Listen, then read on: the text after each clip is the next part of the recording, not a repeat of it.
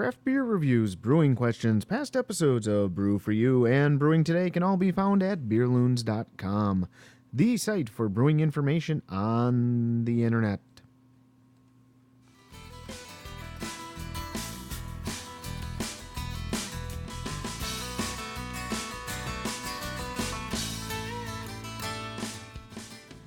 Hello everyone, I am your host Mike Campbell, and welcome to Brew4U.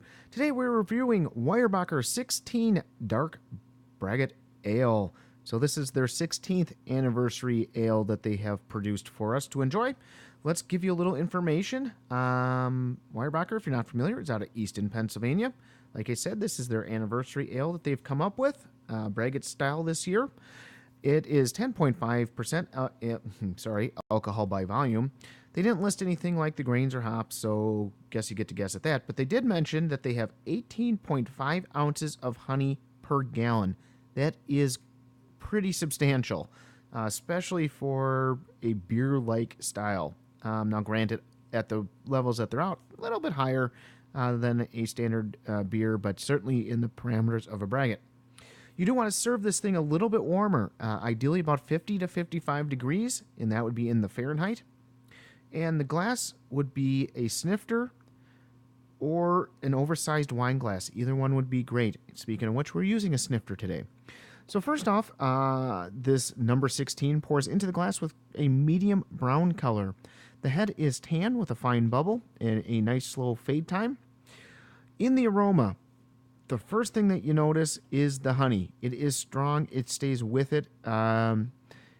The way that I put it is obviously you get some sweetness. There's a little bit of floral, but this basically smells like a sweet mead. You don't get as much alcohol aroma in this. In fact, you get very little in the aroma, but you do get the honey coming through. So if you've never had a mead and you can't find one, this may be a good option to at least give you an idea of what a mead is about.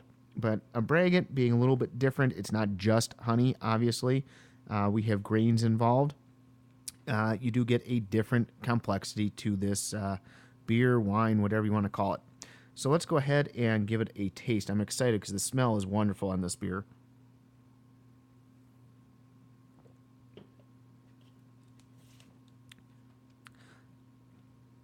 So honey is definitely the lead flavor.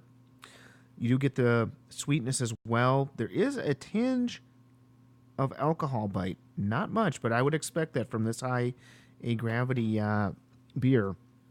Give me 1 second. I'm going to take a little water so I can try this again.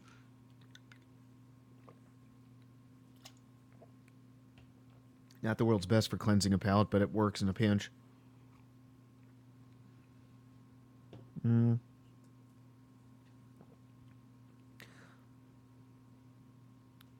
You know, it's you got the little bit of the alcohol bite, but overall it's very, very smooth. The thing that I think is getting me a little bit is the lightness of the body on this one. I've had some meads, and sometimes they can be rather thick. Now, this is nice because you get the honey flavor, but you don't get the heavy body that sometimes comes that way. So I like this option. It doesn't taste like NyQuil consistency. It's definitely thinner body-wise, which I appreciate. I suppose some real traditionalists may have a bit of an issue. I'm not that much of a traditionalist on this one. So, because really all you get is the sweetness, the honey. Everything's very, very well balanced out, very well thought out. Body on this is going to be medium light. It still has some body. Don't get me wrong. It's not like a Bud Light or whatever, but it's definitely a medium light type of body to me, at least. This one's hard to call if it's malty or hoppy or whatever. I'm going to say overall it's balanced. If you want to call the honey a malt, then okay, maybe go to the malty side. But I don't think traditionally honey is considered a malt. At least I don't. So I'm going to call it balanced. Hop-wise, there's just not much that way. The honey is definitely the star in this beer. Really, really nice balance overall. I'm going to throw a 2 out of 10 just to have it in there. Otherwise, the number almost means nothing. And as far as I'm concerned, really nice. 16 years. You guys have done a wonderful job at Weyerbacher. Really appreciate this beer. Really nice for something different. You know what? I'm going to do it. I'm going to go into the 90s. It's 92 out of 100. It's one of the best beers I've had in a long time.